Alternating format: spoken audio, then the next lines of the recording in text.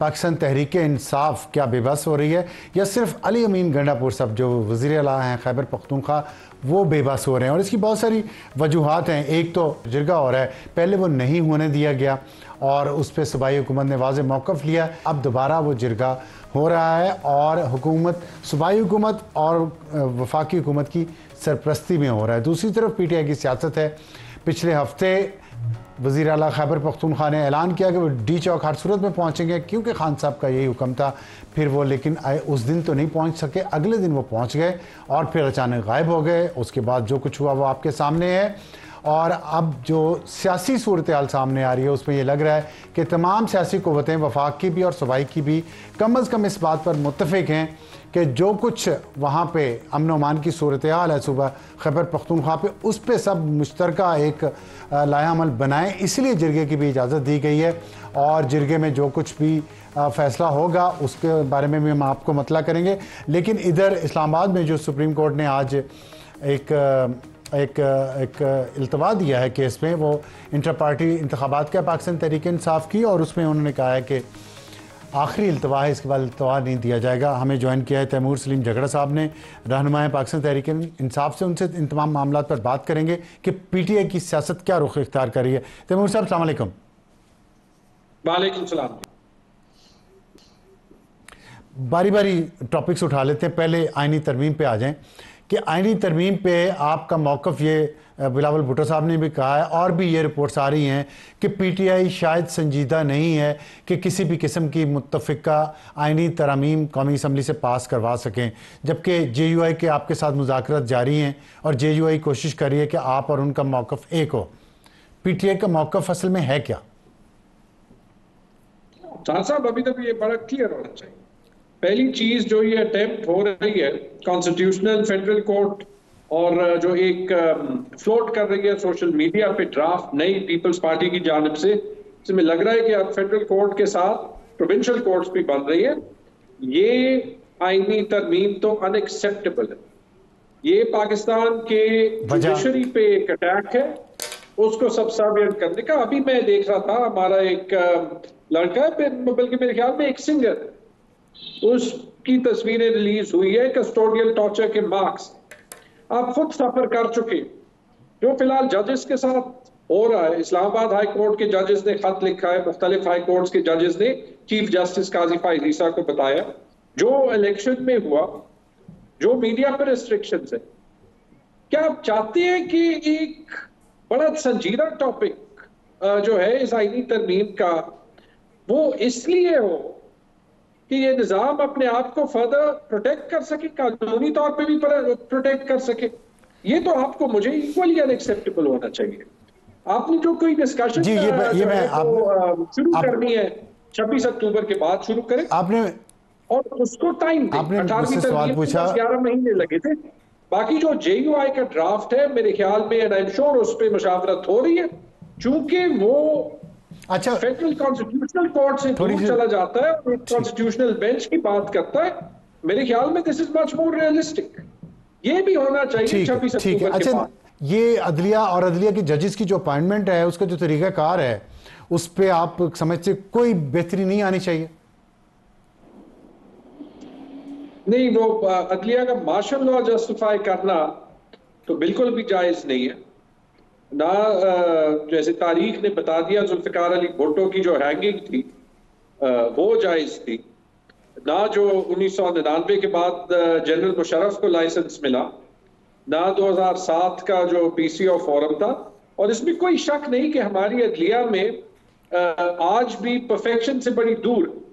लेकिन एक चीज मैं बता दूं, फॉर ऑल देयर फ्लॉज, जब से जुडिशियल इंडिपेंडेंस की मूवमेंट चली है और अदलिया में जो कॉन्शियंशियस जजेस हैं वो अपनी मर्जी से एक्ट कर सकते हैं, वो बहुत प्रेशर रेजिस्ट कर सकते हैं, और उसका फायदा आपको, मुझे, हर उस आम शहरी को होता है जिस पे स्टेट का दबाव रहा। इसमें कोई शक नहीं।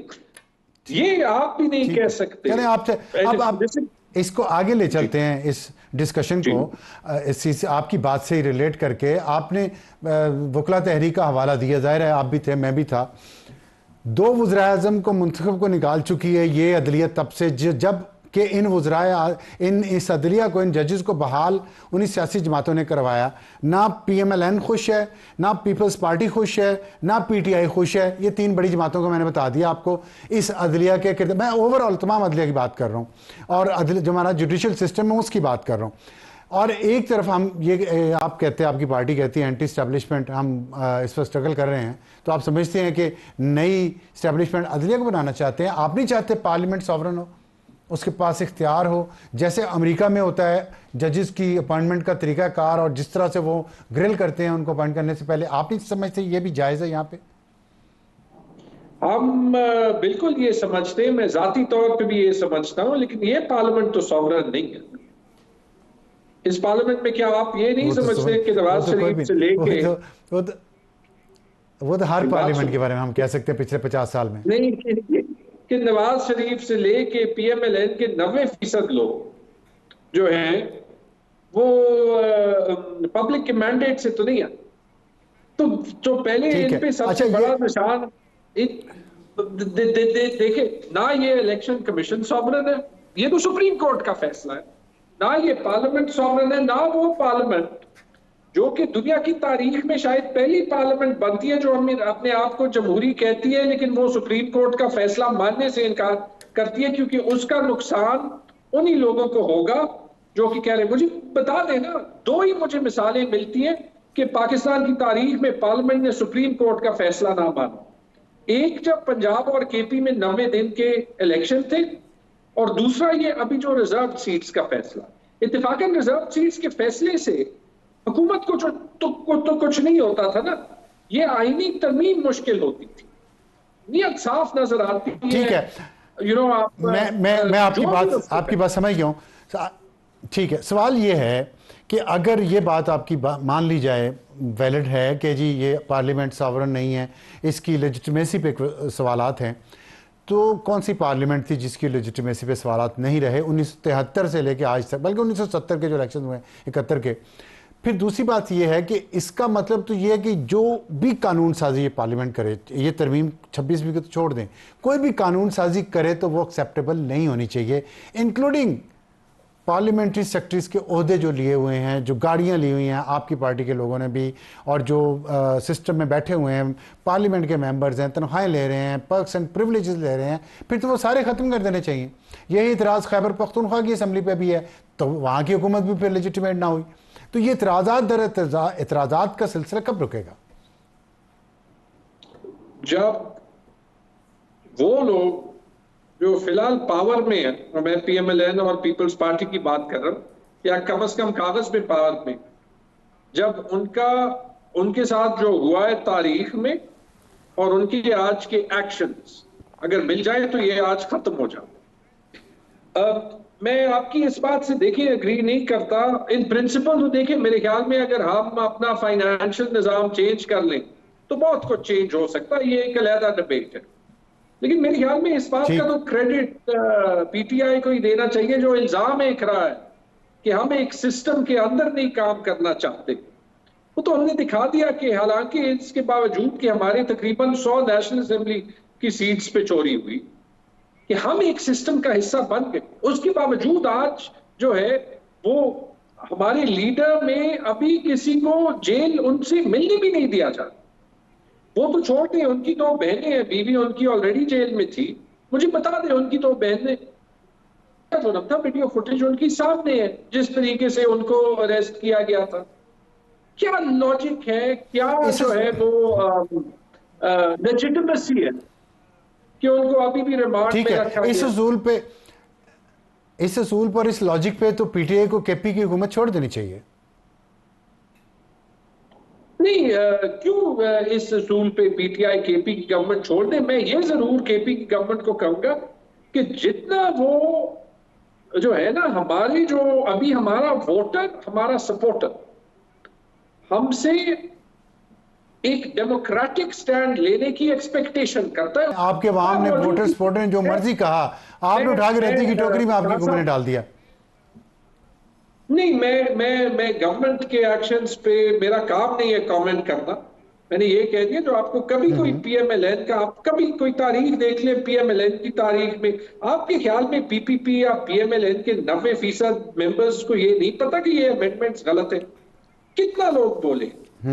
जो स्टैंड हमारी पार्टी ने लिया इस जिरगे के लिए, और सिर्फ केपी के मेंबर्स ने नहीं, पंजाब के, कराची के, बलोचिस्तान में, क्योंकि मेरे ख्याल में हमारे मेंबर्स को ये एक एहसास है कि ये नहीं हो सकता कि शाम को स्टेट हम पे जो है वो टीयर गैस करे और सुबह हम जो है वो अपने लोगों पे टीयर गैस करने को लेजिटिमाइज करे। और इसलिए मुझे खुशी है कि चीफ मिनिस्टर खैबर पख्तूनख्वा ने उसके बाद ये जिरगा प्रोसेस लीड किया, और मुझे ये भी खुशी है कि सारी पार्टीज के लोग और गवर्नर और फेडरल गवर्नमेंट सारी उसमें शरीक हुई। ये बहुत अच्छी बात आपने की है, और इस पे बिल्कुल इत्तेफाक है आपके साथ के सियासी ताकतों ने, सियासी जमातों ने इस पे फौरी तौर पे एक्शन लिया, लेकिन पहले भी लिया जा सकता है। आपकी बात ठीक है। इस पे मैं ज़रा बात करना चाहता हूँ कि पहले क्यों नहीं लिया गया। ये तो बहुत अरसे से मसला चल रहा है, और बार बार वो कह भी रहे थे मंजूर पश्तीन के जी हमसे बात करें, वो यहाँ भी आते थे कि हमसे बात करें। आपकी हुकूमत के दौरान भी वो कोशिश करते रहे, वफाक में भी आपकी हुकूमत थी, केपी में तो आपकी हुकूमत अब 11वें साल में है। तो क्यों नहीं इनकी तरफ इस तरह बढ़ा गया जैसे अब बढ़ा गया है? और अब क्या फर्क पड़ा है कि अब तो बढ़ा गया, पहले नहीं बढ़ा गया? नहीं, मेरे ख्याल में ये कहना, और ये मैं जनरली स्टेट ऑफ पाकिस्तान की तरफ से कह रहा हूँ, सिर्फ अपनी हुकूमत की तरफ से नहीं कह रहा, बार बार बढ़ा गया लेकिन एक कंसिस्टेंट अप्रोच के साथ नहीं बढ़ा गया। हमें अपनी माइनॉरिटीज को जो है जरा खुले दिल से देखना पड़ेगा। अभी तो जो इनके गिले हो सकते हैं, शायद नहीं बल्कि कुछ इनकी पोजीशंस जो है वो बिल्कुल ठीक नहीं। इन्होंने अपने जलसों में अफगान फ्लैग्स का फॉर एग्जांपल लहराना, इसको कोई जस्टिफाई नहीं कर सकता, क्योंकि जो एक इनसे सबसे बड़ा डिफरेंस ऑफ ओपिनियन हो सकता है जो पीटीआई के हर सपोर्टर का होगा, वो यही होगा कि हम पाकिस्तानी थे, पाकिस्तानी हैं, पाकिस्तानी रहेंगे और पश्तून होते हुए रहेंगे। लेकिन ये हमारी पश्तून कौमियत को नहीं खत्म करता, ना खत्म करेगा। तो स्टेट बार बार गया, लेकिन फिर उसने स्टिग्मेटाइज किया। इनके गिले दुरुस्त हैं, अभी तो हम खुद जो है वो उनको एक्सपीरियंस कर चुके हैं ना। तो अगर इनके गिले दुरुस्त हैं, पार्टीज भी और खास तौर पे जो कॉन्शियस इंडिविजुअल्स हैं वो बार बार यही आवाज उठाते रहे हैं कि यहाँ पे भी और बलोचिस्तान में भी जिनके गिले और जेन्युइन गिले हैं उनको हमने पॉलिटिकली करीब लाना। We don't need to add more fuel to the fire. इसलिए मैं कल खुद गया, लेकिन हमने तो नहीं बैन किया पीटीएम को, ना क्या जरूरत थी। हमने तो नहीं कहा, ये कल मोहसिन नकवी ने इससे पहले नहीं कहा था कि जो वहां पे जाएगा उसका पासपोर्ट भी कैंसिल होगा, शनाख्ती कार्ड भी कैंसिल होगा। मेन स्ट्रीम मीडिया में कितनी लोगों ने ये जुर्रत की कि टीवी पे ये आवाज उठाए कि ये गलत है। इन दी एंड सब वहां पे गए भी। इंशाल्लाह ये जिरगा भी पुरअमन तरीके से हो जाएगा।